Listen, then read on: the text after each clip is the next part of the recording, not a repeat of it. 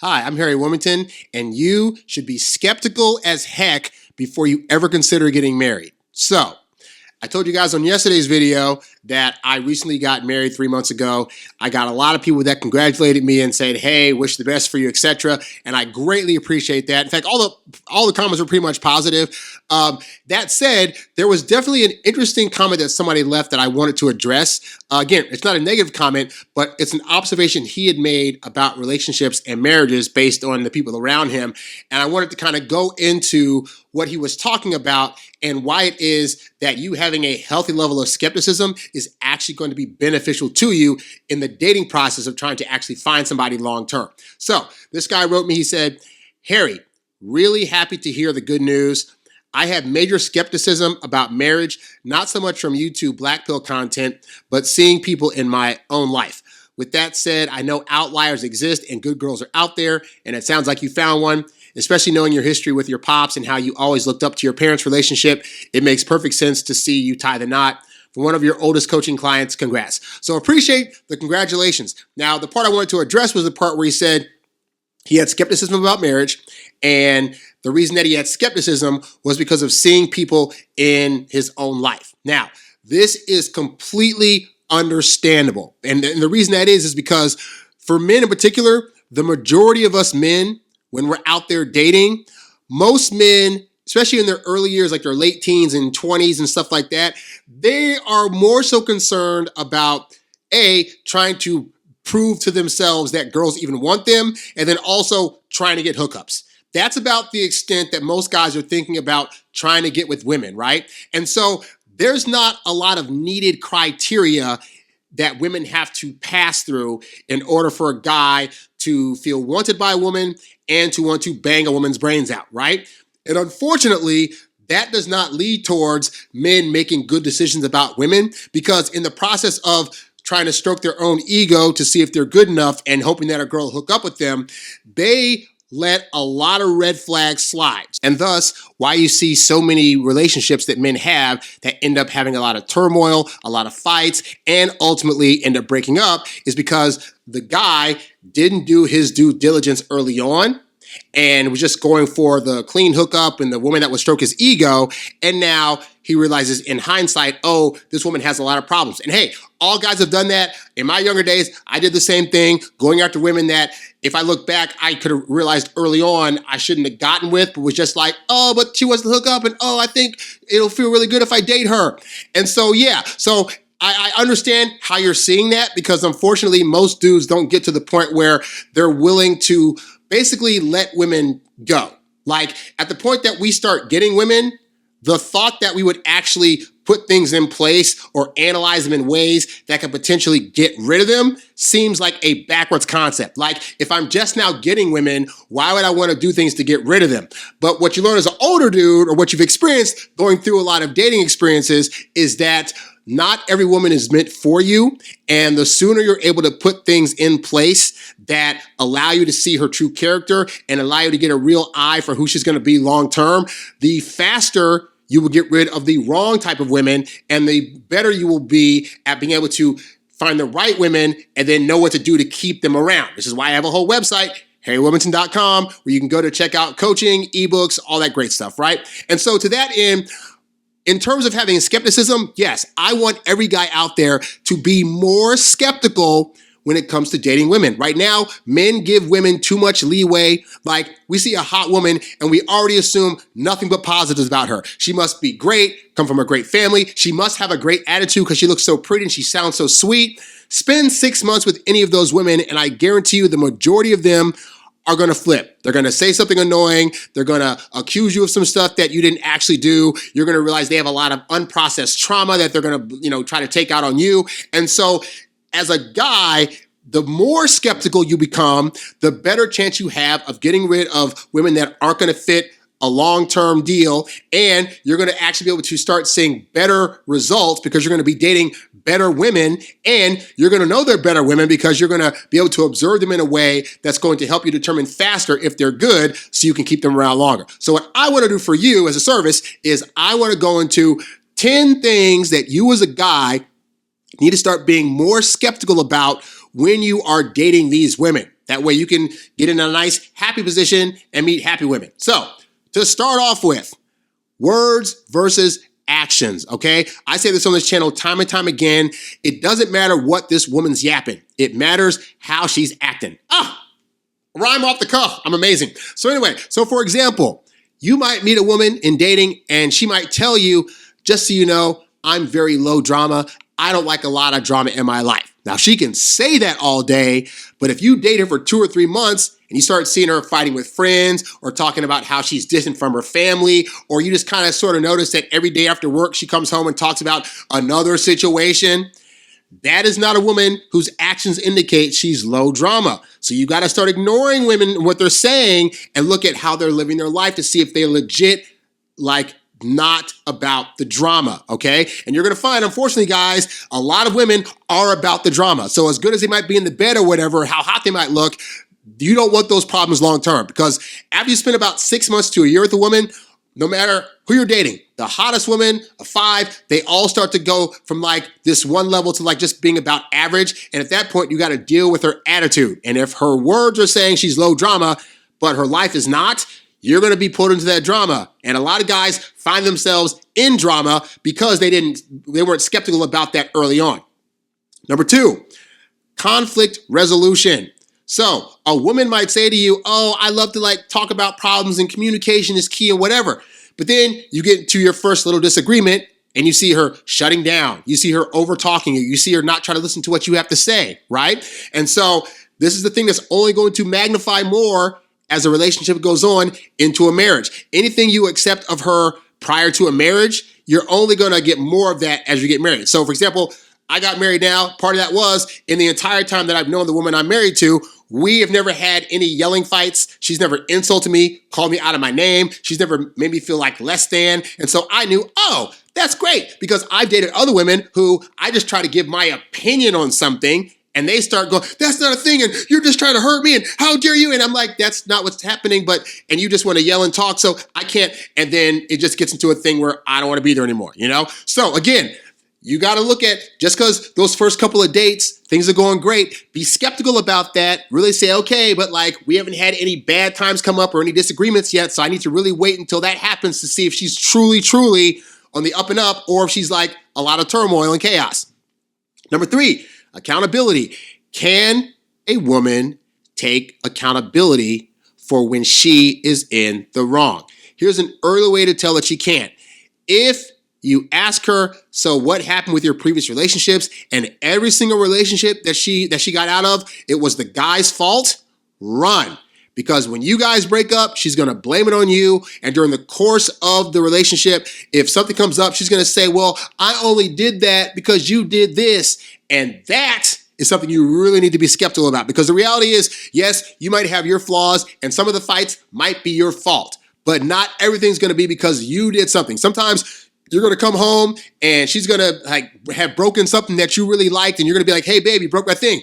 Do you want her to be like, I know, I'm so sorry, I'm going to replace it? Or do you want her to be like, well, if you hadn't left it on the counter, that's what's going to happen because you didn't do your due diligence early on. Number 4, past relationship patterns. So what this means is that eventually you're going to talk about dating history and stuff. And so if you start to listen to her talk about her previous relationships, how the breakups happened, how she was in those, you're going to start to kind of see a rhythm of how she tends to operate, whether it's like, oh, well, my last guy, I kind of started dating him while I was with my previous guy, but we were kind of on the out, so it was perfectly fine for me to start dating this other guy. That's going to be you. You guys get in a fight. She's going to start looking elsewhere. And so understand that like most people tend to copy their previous relationship patterns. And if hers are negative, then that's going to eventually reflect on you as well, dude. Don't do that.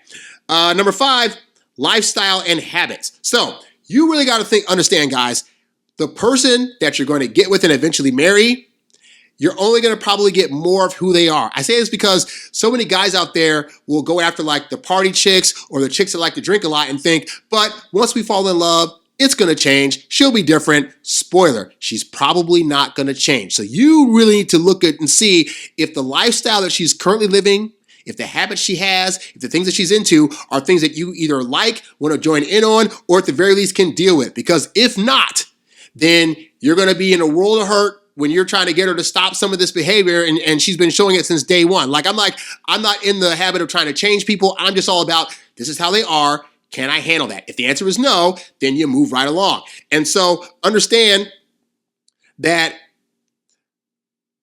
no matter how much chemistry you two seem to have with each other, that's not going to fix a person that is irresponsible and has the kind of habits that can be troublesome later down the line. Again, you guys got to be skeptical, and you can't just assume these things are going to just go away because there's so much love there. That is not what's going to happen, okay? Another thing to look at, number 6, is how she treats others. So early on in the dating process, you're going to get treated great, but you got to look at the exterior. How's she treating waiters and servers when you guys go places, hotel attendants, valets, when you guys finally start to see each other's friends and whatnot? How is she talking to her friends? Is she always like ragging on them and joking them? Is she talking about them behind their backs to you? Like, oh, I mean, Susie thinks she's so great, but blah, blah, blah, blah. Because I can guarantee if she's that way around others, eventually that behavior is going to get towards you. And you can't assume that that's going to pop out in 2 or 3 months of dating. You need at least 6 months to a year of dating somebody, which is why you guys that try to rush into like a relationship or try to rush into a marriage, like, I've been with her for 12 months, I should just put a ring on her finger. That is not enough time. Me and my now wife dated for 2.5 years, and I knew her back in college. I've had a wide range of spectrum to get time to know her. You don't need that long, but you need at least 2.5 years to make sure that her behavior is consistent with what you can deal with. And if she's treating others bad during that time, you're going to get a chance to see it before you try to put a ring on it.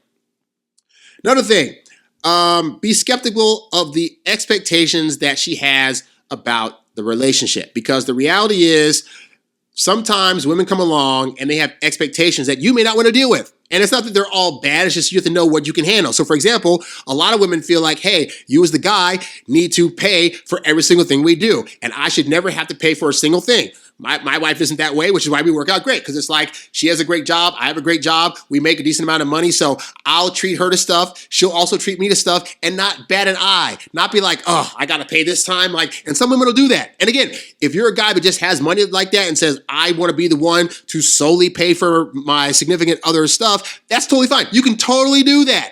But you guys got to be on the same page and not assume that it's going to switch up later just because you don't like the initial arrangement. I always tell guys, whatever the initial arrangement is, assume that that's the arrangement that's going to happen. So if the arrangement is you always pay for stuff and you don't like that, then don't sign up for a woman that's going to expect that from you, because she's only going to expect you to do that more as you guys continue being with each other, you know? Another thing is self-awareness and growth. If you're with a woman that's gone through trauma, I say get out now. Now, that sounds a little callous and cold from some people because they're like, but Harry, we all go through stuff. We all have traumas. You just had a friend that died. That's a trauma. You wouldn't want your wife to blah, blah. Okay, fine. You know what? Great. Is the person that you're with who's experienced some kind of trauma, is she going to therapy? Is she willing to apologize for things when she's a little bit moody? Is she willing to accept that she's not always right and that sometimes she's imperfect? If she is doing those things and she is willing to get help or whatever, hey, you know what? Then I say she's a far better candidate than the majority of other women out there who will just be like, no, it's your fault. You should know this X, Y, and Z. Because I'm telling you, a woman that does not have a growth mindset and a woman that's not willing to learn from her past mistakes and be able to develop into a better person is going to be one that blames you for everything and is going to hold you back. You want a woman in your life to be an asset, not a liability. That means she's going to be fostering growth, not holding you back or pulling you back to where you previously were, okay? And again, a lot of guys are bad at this because we're just like, but she's pretty and she's hot and she wants to hook up with me. Yeah, in that moment. But like 5 years from now, is she going to be the same person you're with now, or is she going to grow into a better person? And some women are totally fine being just, their infantile selves their entire lives, but it's going to drag on you over time. How does your woman talk about men?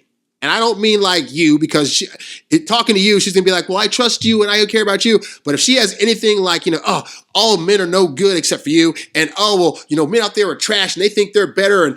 Or thinking that, oh, well, we're women, so we're so much smarter and we go through more pain than guys do. And I don't care about guys suffering, blah, blah, blah, blah. Trust me, there are women out there that will hear things like guys suffer too. And their response is, but women suffer more. And well, they don't have to deal with they don't have as much of threats as we do as women. So they should understand. If you're dating a woman like that, or especially anybody that's like a feminist or something like that, run. Do not pass go. Do not date them, because those women have a inbred hatred of men. And let's say, for argument's sake, they went through stuff. They had guys in their past that were doing things to them. They were essaying them. They were, insulting them. They were putting them down and saying they couldn't do because they're a woman or whatever. That's not your fault. And so her coming to the table with that baggage and then putting it on you, who's trying to uplift her and trying to speak positivity into her life, that is a hard thing for a lot of women to get by, and it's not your job to try to fix somebody. So she comes to it, and on a date, she's just like, I bet you're like all of the men out there. Get out now. Like, let her just go with the assumption that you're like other guys and save yourself the trouble of doing what most guys try to do, which is prove her wrong in hopes that they can get her in bed. Like, do not do that. Just say, you know what? Clearly, you have some issues going on with men, and even though I've had issues with women, I still view them very positively. So I'm going to let you get that fixed, and I'm going to bid you adieu, and then get out before the bill comes, okay? This is number 10, boundaries. If a woman is not willing to respect your boundaries, get out. Like I said, I've been going through, my friend just died recently, and there have been days where I just needed to be at the house by myself. Now, my wife actually has a job where she can either work from home or go to the office. And several times now she's been like, hey, babe, I'm going to go to work because I know you need your time to do whatever, whether it's recording, whether it's just being alone and thinking about my friend. And so you want somebody that's going to be able to willing to see the kind of things you need in order to function in a relationship and be like, I can give you that. So if your boundary, for example, is like, I don't like being tickled. So I told women I've dated, hey, I don't want to be tickled because that makes, I get really mad and angry about that, right? So now picture you tell that to your woman and she wants to always jokingly try to tickle you like it's just some kind of game, right? That's going to get annoying after a while. And so yes, just like, women will try to set up boundaries and men will break them.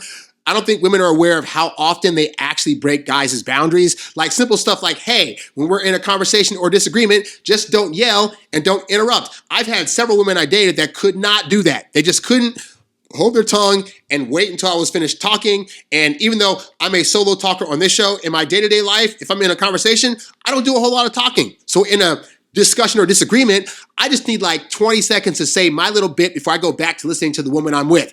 If she can't hold on for more than 5 seconds, and I've dated those women, that is a problem, okay? So understand, guys, you being skeptical is actually about marriage and about long-term relationships is not actually a bad thing. But you really got to look at, if you're basing it on other relationships that you've seen fail, you got to look at the men in those situations and ask yourself, but did those men properly vet the women that they were getting themselves with, or were they able to be a bit patient? I find, unfortunately, most guys don't exercise patience because we're so ready to be with somebody that we just let a lot of stuff slide. And so, yeah, you're going to see a lot of bad relationships out there, in part because some guys just don't know what they're doing with women. And that's why I got a whole website and a YouTube channel, but also because they were just so desperate to get anybody that they let a lot of stuff go, and now they're in turmoil, and they don't think that they can get anybody else. So they're like, well, I'm just going to stay here with this tumultuous woman and hope that I can make her work out, and maybe someday whatever. So yeah, you're going to see a lot of